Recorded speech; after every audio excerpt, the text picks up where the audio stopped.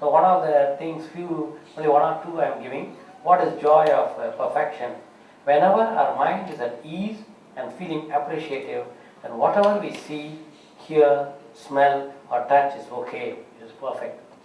And the opposite is when our mind is disturbed, angry, afraid, proud or jealous. So I think we have to keep our mind peaceful, fresh, so that we enjoy life. And this is the other one yesterday night at 1 o'clock I searching this paragraph which I read, which is about compassion. I really care about you. I do my best, not just in regard to diagnosis and treatment. This is a doctor to the patient. I won't just use you to prove my medical skills. If there is something that I don't know, I won't be afraid to ask others. And this is what I do. I have created our own retina group, and when I don't know, this is what I remember. In '87, I think we were discussing on one of the journal clubs. Dr. Natarajan gave me a book on basics of retinal biochemistry, and I didn't understand head or tail on that book. He says, now you know, Nati, that whatever we know is the size of fist in retina, and whatever you don't know is the size of the world, which Avaya has told that for anything. You think you know the best in retina, and still hundreds of things you don't know. And now the adaptive haptics has come, which is going to show something totally different, what we don't know in retina. And I won't be afraid to ask others. There's a whole array of medical resources, doctors, books, nurses. I'll consult all that are necessary for your benefit. And this is what I teach my fellows. I learned as a room boy, because I worked as a room boy with my father, and later in the wellness hospital in Shankarnatla, in the operation theatre. There was no question of sweepers separate and boys separate and technician. Everything was only that two boys who were there, and they were cleaning the OT, they were sterilizing, they were doing everything. And we were meant to learn, and I think it was really a great learning. So when you don't know, you can ask. He can be a peon, he can be a OT assistant, or he can be a nurse. And same thing for the patient. If patients get the feeling that someone really cares about them and wants to help them, their fear diminishes. And that's why I made my own formula, which is called the 3F, which I hope they have distributed, where if you have 100% faith with yourself, God, or work, or surgery, then there's no question of worry, there's no question of fear. If you have fear, you actually, I call myself as a fraud. There's no point in calling the patient. I have had many times, I ended up in an argument. I asked them, I believe Allah, and then if you say, if you believe Allah, how can you have fear? You are a fraud, and he comes to fight with me. So I keep telling him, if you have faith, how can you have fear? So, and Robin Sharma, actually, all the patients whom I have operated in 80s, now I remember operating congenital cataracts, and such boys are now 25 or 26 years old, and they are working in IT companies. It's great to see them that we are instrumented giving vision. I always used to argue with my grandfather and father. He would say, I have done so many thousand surgeries and I have given vision. No, I think we are only instruments of God who can give vision. So I think the best, what I want to say is the patient whom I operated in 80s don't believe that they all come. I remember operating a patient in 88 in Bombay Hospital. He was a 7-year-old boy, and he came 2 years back. He lives in South Africa. He said, Doc, I thought I'll come and see a old Buddha with a bald head and white hair, and I thought he would be, now he looks like more younger than that. So I didn't have an answer, but I used to jokingly tell 3 things: eat chilies, laugh a lot, dance a lot, and Om Namah Shivaya. But Robin Sharma has given that, remove fear from life, you grow younger. And it's true, and it's also mentioned by that Julian Stephen, who's an advocate, who collapses, barrister I think, he collapses in the court in the US when he was arguing with a heart problem. And he comes to Himalayas to rejuvenate himself, and how he becomes a monk in a suit, and that's what he has taught, that when you remove fear, you are young. And I don't have fear for anything. I've seen everything, right from underworld, police, criminals, everything. I think I've met, income tax, and anything you say. I've been threatened for life, and no problem. Even as Al Pacino says, you're ready to die to succeed.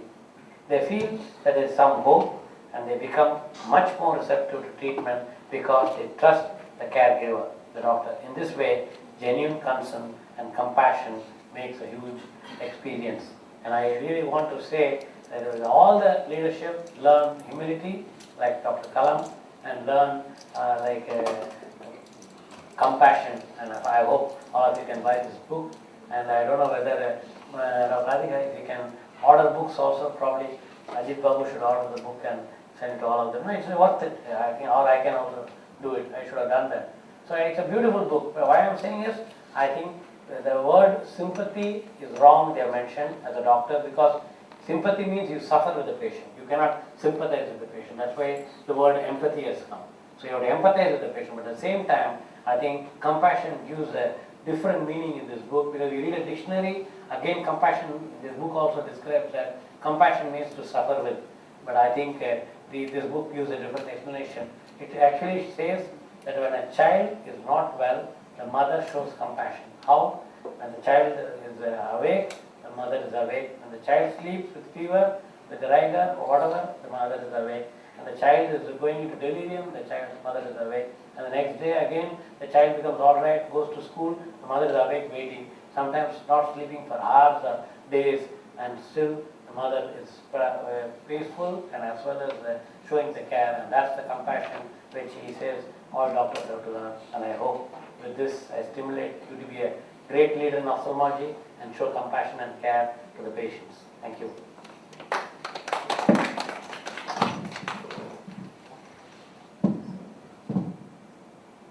So anybody wants to say something?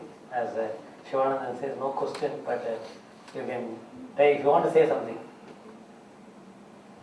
Yeah, I need a mentor. I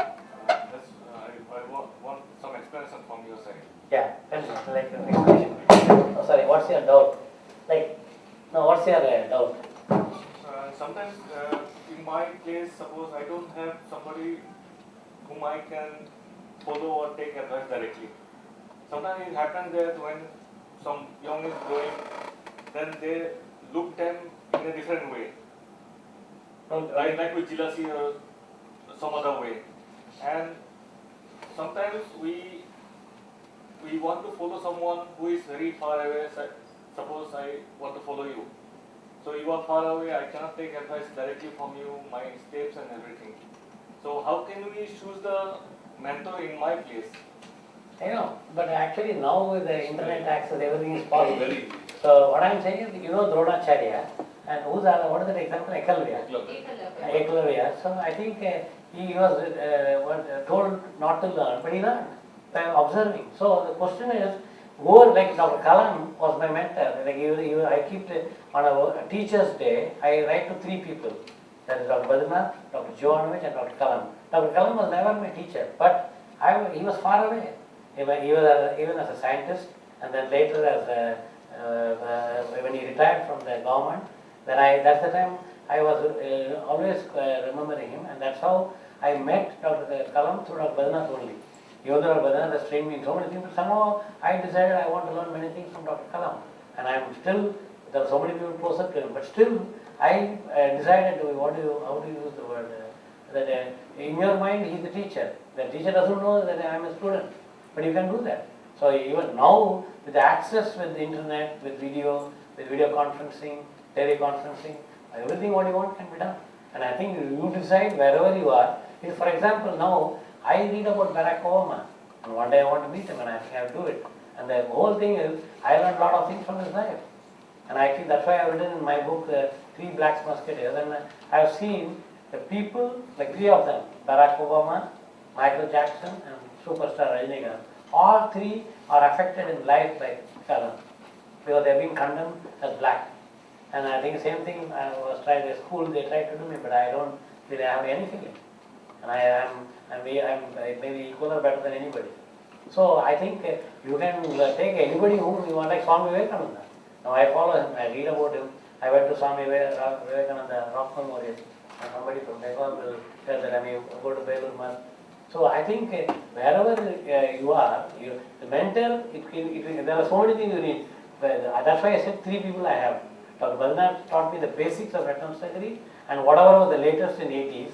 And in the late 80s, I learned everything from Dr. Jovanovich, and who is a master, a craftsman in retinal surgery, who invented the maximum number of instruments. And he was very balanced, mature,